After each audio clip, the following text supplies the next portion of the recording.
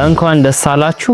ዛሬ በብዛት ደጋግማችሁ ስትጠይቁኝ ስለነበረው ስለ ፔይኖር አከፋፈት ዝርዝር ቪዲዮ ስቴፕ ባይ ስቴፕ ይዤላችሁ መጥቻለሁ። ከናንተ የሚጠበቀው መጀመሪያ ይህን ቪዲዮ ሙሉውን ማየት ነው። ከዛ በኋላ በሌላ ስልክ እያያችሁ የራሳችሁን ስልክ አውጥታችሁ ስቴፑን ጠብቃችሁ መምሏት ነው። ስለዚህ ወደ ቪዲዮ እንሂድ። አብዛኛው ሰው ፔይኖር የሚከፍተው ዝም ብሎ ነው። ነገር ግን ከምዝገባው በፊት ካላወቃችሁት የደከማችሁበት ዶላር አየር ላይ ሊቀር ወይም ባላሰባችሁት እዳ ውስጥ ልትገቡ ትችላላችሁ። ይህን ቪዲዮ ያዘጋጀሁላችሁ ስራ አከፋፈቱ ብቻ ሳይሆን ፔይኖር ምንድነው፣ ለምን ኢትዮጵያ ውስጥ ሰራ፣ እንዴትስ ብልጥ ሆነን እንጠቀምበት የሚሉትን ወሳኝ ነጥቦች ይዳስሳል። እስከ መጨረሻው አብራችሁን ቆዩ። ፔይኖር ማለት እንደ ባንክ የሚሰራ ዲጂታል ዋሌት ነው። ዋናው ስራ በዓለም ዙሪያ ያሉ ፍሪላንሰሮችን ከትልልቅ ኩባንያዎች ጋር ማገናኘት ነው። ብዙዎቻችሁ ፔፓል ኢትዮጵያ ውስጥ አይሰራም፣ ፔይኖር እንዴት ሊሰራ ቻለ ብላችሁ ልትጠይቁ ትችላላችሁ። ሚስጥሩ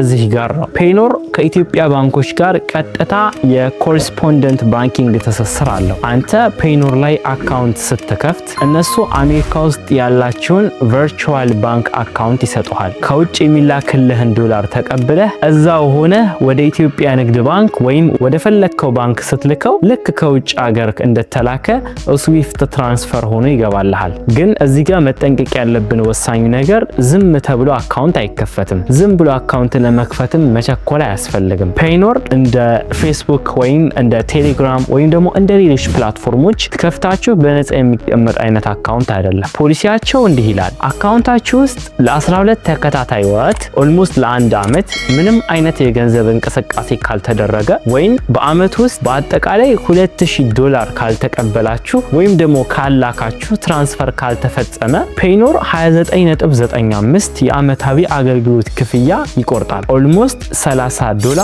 አኑዋል አካውንት ፊ ይቆርጣል ማለት ነው። አካውንት ከፍታችሁ ስራ ሳታገኙ አመት ካለፈና በኋላ ላይ አንድ ሰው $50 በፔይኖር አካውንት ቢልክላችሁ ፔይኖር ወዲያውኑ የባለፈውን አመት 29.95 እዳ ቆርጦ ቀሪዋን ነው የሚሰጣችሁ። ፔይኖርን ዛሬውኑ መክፈት ያለባችሁ ቀጥታ የሚከፍላችሁ ድርጅት ካለ፣ የጀመራችሁት የኦንላይን ስራ ካለ፣ ሁለተኛ ደግሞ በአፕወርክ ወይም በፋይቨር ላይ ስራ ከጀመራችሁ ወይም ደግሞ ገንዘብ ሊላክላችሁ ከሆነ ከነዚህ ከሶስት ምክንያቶች ውጪ ፔይኖር አካውንት ይኖረኝ ለክፉ ጊዜ ይጠቅመኛል ብላችሁ ተቻክሏችሁ መክፈት በኋላ እዳ ውስጥ ነው የሚከታችሁ። ሌላው ደግሞ እነዚህን ፕሮሰስ አሟልታችሁ ፔይኖር ለመክፈት ዝግጁ የሆናችሁ ሰዎች ልታሟሏቸው የሚገቡ 3 ቅድመ ሁኔታዎች አሉ። አንደኛው የታደሰ ፓስፖርት ወይንም ደግሞ ናሽናል አይዲ ፎቶ ግልጽ የሆነና በደንብ መታየት መቻል አለበት። ሁለተኛው ደግሞ የባንክ ደብተር በትክክል ስፔሊንግ የተጻፈ ከናሽናል አይዲ እና የባንክ ደብተራችሁ ስፔሊንግ የስሞቻችሁ ስፔሊንግ ትክክል መሆን አለበት። ከዛ በኋላ ደግሞ ትክክለኛ ኢሜይል እና መኖሪያ አድራሻ። እነዚህ 3 ነገሮች በዋናነት ያስፈልጓችኋል። አሁን በቀጥታ ወደ ስራው እንግባ። መጀመሪያ ስልካችሁ ላይ ባለው ብራውዘር ክሮምም ሊሆን ይችላል፣ ፋየርፎክስ፣ እናንተ በፈለጋችሁት ወይም በተመቻችሁ ገብታችሁ paynor.com ብላችሁ ሰርች አድርጉ። ከዚያ መጀመሪያ ላይ ይህን ገጽ ያመጣላችኋል። እዚህ ገጽ ላይ ከላይ ሬጂስተር የሚልና ከታች መሃል አካባቢ ደግሞ ኦፕን ዩር አካውንት የሚል በተን ትመለከታላችሁ። ከሁለት አንዱን ብትጫኑ ወደ ተመሳሳይ ኢንተርፌስ ነው የሚወስዳችሁ። ከዛ ስማችሁን በትክክል ናሽናል አይዲ እና የባንክ ደብተራችሁ ላይ ያለውን ስማችሁን፣ ከዛ እየተጠቀማችሁበት ያለውን ስልክ ቁጥርና ኢሜል አድራሻችሁን አስገብታችሁ ወደ ታች ወረድ ስትሉ በጣም ወሳኝ የሆኑ ምርጫዎች ይመጣሉ። እዚህ ጋር ነው አብረን በጥንቃቄ ልንመርጥ የሚገባው። መጀመሪያ ላይ what best describe your business ለሚለው ጥያቄ 4 አማራጮች ይመጡላችኋል። ከነዚህ ውስጥ I'm receiving overseas payments only የሚለውን መጀመሪያ ላይ ያለውን እንመርጣለን። ይህንን እንደመረጥን ወዲያውኑ ከስር አዲስ ሳጥን ይፈጠራል። እሱን ስትነኩት 3 አማራጮች ይመጣሉ።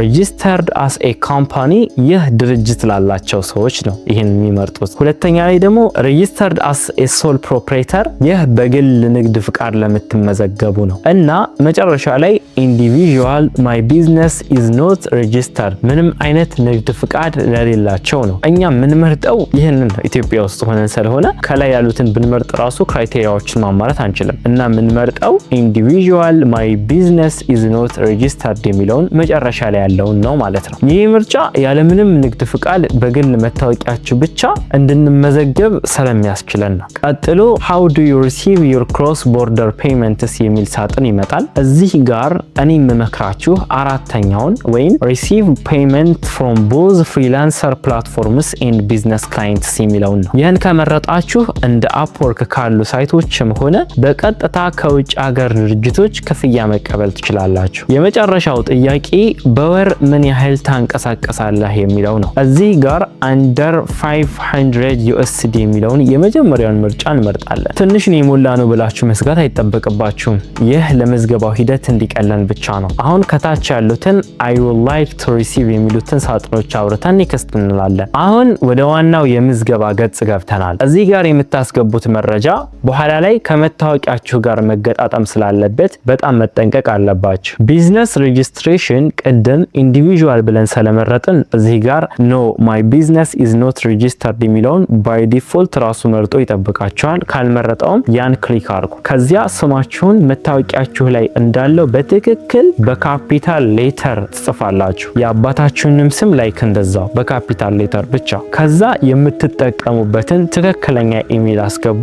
ባይ ዲፎልት ከታች ራሱ ደግሞ ያስገባል። ካላስገባም ኮፒ ፔስት አድርጋችሁ ድገሙ። ከዛ ናሽናል አይዲያችሁ ላይ ወይም ፓስፖርታችሁ ላይ ያለውን ትክክለኛ የልደት ቀናችሁን እንደ አውሮፓውያን አቆጣጠር በትክክል በጥንቃቄ አንድም ቀን ሳትሳሳቱ አስገቡ። እዚህ ጋር የምትሞሉት ስም ከባንክ ደብተራችሁና ከመታወቂያችሁ ጋር አንድ አይነት መሆን አለበት። ምክንያቱም ስማችሁ ላይ የምትሳሳቱት አንዲት ፊደል ትልቅ ዋጋ ነው የሚያስከፍላችሁ። ስለዚህ ይህን ስትጨርሱ ኔክስት ስትሉ ኮንታክት ዲቴይልስ ወይም ደግሞ አድራሻ ገጽ ይመጣል። ይህ ኢንተርፌስ አካውንታችሁ ቶሎ አፕሩቭ እንዲደረግ ትልቅ የሆነ ሚስጥር ስላለው እዚህ ጋር ትንሽ ትኩረት ጨመር አድርጋችሁ ተመልከቱ። ካንትሪ ላይ ራሱ ኢትዮጵያ መሆኑን ያረጋግጥልናል። አድሬስ ላይን 1 የሚለው ላይ የምታስገቡት የመኖሪያ አድራሻችሁን ሰፈራችሁን ነው። ለምሳሌ እኔ የምኖረው አርባ ምንጭ ነጭ ሳር ቀበሌ ስለሆነ የምኖረው ነጭ ሳር ቀበሌ ዞን 1 ብዬ ሞላለሁ። የምትኖሩት ቦሌ ከሆነ ቦሌ ሳውት ሲቲ ወረዳ እንደዚህ። ከዛ በኋላ ዞን 2 ዞን 1 ጀስት የአካባቢያችሁን ታስገባላችሁ። ከዛ ሲቲ ኦር ታውን የሚለው ቦታ ላይ የከተማችሁን ስም አዲስ አበባ ከሆነ አዲስ አበባ፣ ጎንደር ከሆነ ጎንደር፣ አዳማ ከሆነ አዳማ። እኔ ለምሳሌ አርባ ምንጭ ነኝ። አርባ ምንጭ ምኖርበትን ከተማ እሞላለሁ ማለት ነው። ፖስታል ኦር ዚፕ ኮድ የሚለው ቦታ ላይ የከተማችሁን መለያ ኮድ ታስገባላችሁ። ለምሳሌ ለአርባ ምንጭ 4400 ነው፣ ለአዲስ አበባ ደግሞ 1000 ነው። ለየከተማው ይለያያል። ነገር ግን የአካባቢያችሁን ትክክለኛ ስምና አጻጻፍ ወይም ደግሞ የፖስታል ኮድ ካላወቃችሁና ግራ ከገባችሁ እኔ በግል ልረዳችሁ ዝግጁ ነኝ። ይህንን ለማድረግ ግን መጀመሪያ ኮሜንት ጻፉና ላይክ አድርጉ። ከዛ ዲስክሪፕሽን ላይ ያስቀመጥኩትን የቴሌግራም ሊንክ ተጭናችሁ በግል ጠይቁኝ። እያንዳንዱን መረጃ በዝርዝር እልክላችኋለሁ። ወደ ፎርሙ እንመለስ። ስልክ ቁጥራችሁን ከፕላስ 251 በኋላ ያለውን 0 ተታችሁ፣ ቴሌ ከሆነ 9 ብላችሁ ጀምሩ፣ ሳፋሪኮም ከሆነ 7 ብላችሁ አስገቡ። ወዲያውኑ ሰንድ ኮድ የሚለውን ስትነኩ ቬሪፊኬሽን ኮድ ይልክላችኋል። ያን ኮድ አስገብታችሁ ኔክስት ማለት ነው። አሁን ወደ ዋናው ወደ ይበልጥ ትኩረት ወደሚፈልገውና ወደ ፕላትፎርሙ ልብ ወደ ሆነው ፓርት ደርሰናል። እዚህ ጋር የምንሞላቸው መረጃዎች ነገ አካውንታችን ቢዘጋብን ወይም ፓስወርድ ቢጠፋብን የምናስከፍትበት ስለሆነ በደንብ ተከታተሉኝ። መጀመሪያ ኢንተር ፓስወርድ በሚለው ቦታ ላይ ጠንካራ ፓስወርድ እናስገባለን። በመቀጠል ሪኢንተር ፓስወርድ በሚለው ሳጥን ውስጥ ያንኑ ፓስወርድ ደግመን በማስገባት እናረጋግጣለን። ከዛ ቀጥሎ ሴኩሪቲ ኮሽን የሚል ጥያቄ ይመጣልናል። ይህ የደህንነት ጥያቄ ነው። ለምሳሌ what was the model of your first car የሚለውን ብንመርጥ ልትገዙት የምትፈልጉት መኪና፣ ፊውቸር ላይ የምታስቡት አይነት መኪና ትጽፋላችሁ። ያን መኪና ትጽፋላችሁ። ይህ ጥያቄና መልስ ለወደፊት በጣም ስለሚያስፈልግ ደፍተር ወይም ደግሞ የሆነ ማትረሱት ቦታ ላይ ለማስታወሻ በትይዙ ታሪፍ ነው። ከዛ በኋላ የሚጠይቃችሁ ጥያቄ አይዲ ታይፕ የሚለው ነው። እዚህ ጋር ሞር የምመክራችሁ ናሽናል አይዲ ነው። ይህን ናሽናል አይዲ ከመረጠን በኋላ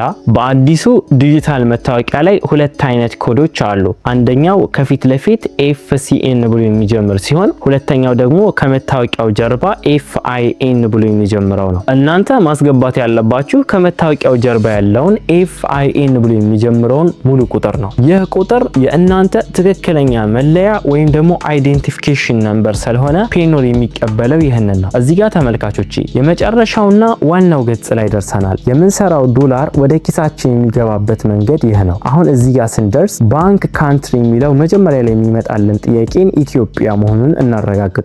ከዚያን ከረንሲ የሚለውን ኢትዮጵያ ብር እንደ ዓለም አቀፍ መጠሪያው ኢቲቢ ነው፣ እሱን እንመርጣለን።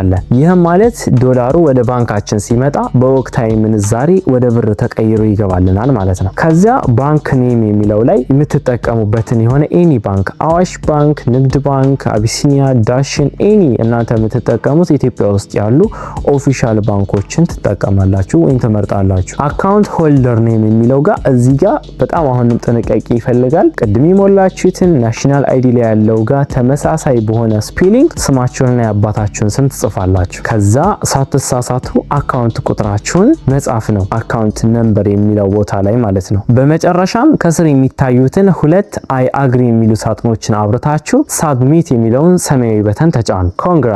አሁን ሁሉም ነገር አልቋል። ግን ማድረግ ያለባችሁ 3 ወሳኝ ነገሮች አሉ። ኢሜል ቬሪፊኬሽን። ፔይኖር ወዲያውኑ ወደ ኢሜላችሁ የማረጋገጫ ሊንክ ይልካል። ወደ ኢሜላችሁ በመግባት ቬሪፋይ ማይ ኢሜል የሚለውን ቁልፍ መንካት እንዳትረሱ። ይህን ካላደረጋችሁ አካውንታችሁ በጭራሽ አክቲቭ አይሆንም። ከዛ የሚቀጥለው ሪቪው ፕሮሰስ ነው። አካውንታችሁ ተመርምሮ እስኪለቀቅ አብዛኛውን ጊዜ እስከ 2 ወይም ደግሞ 3 የስራ ቀናት ይፈጃል። ውጤቱ እዛው በኢሜል ይልክላችኋል። ከዛ ምናልባት እናንተ ስትመዘገቡ እኔ ካሳየኋችሁ ውጪ የተለየ ነገር ወይም ደግሞ እክል ካጋጠማችሁ በፍጹም እንዳትደናገጡ፣ እንዳትጨናነቁ። የገጠማችሁን ችግር ኮሜንት ላይ ጻፉልኝ፣ ወይም ቅድም በነገርኳችሁ መሰረት በቴሌግራም ቻናሌ በኩል ታናግሩኝ። እያንዳንዱን ችግር በዝርዝር አይቼ መፍትሄ እነግራችኋለሁ። ይህ ቪዲዮ ገና ጅማሯችን ነው። በቀጣይ ይህንን የፔይኖር አካውንታችን ከተለያዩ የኦንላይን ስራ ድረገጾች ጋር እንዴት እንደምናገናኝ ይዤላችሁ እመጣለሁ። ቪዲዮ ለጓደኞቻችሁም ለብዙ ሰውም ስለሚጠቅም ሼር በማድረግ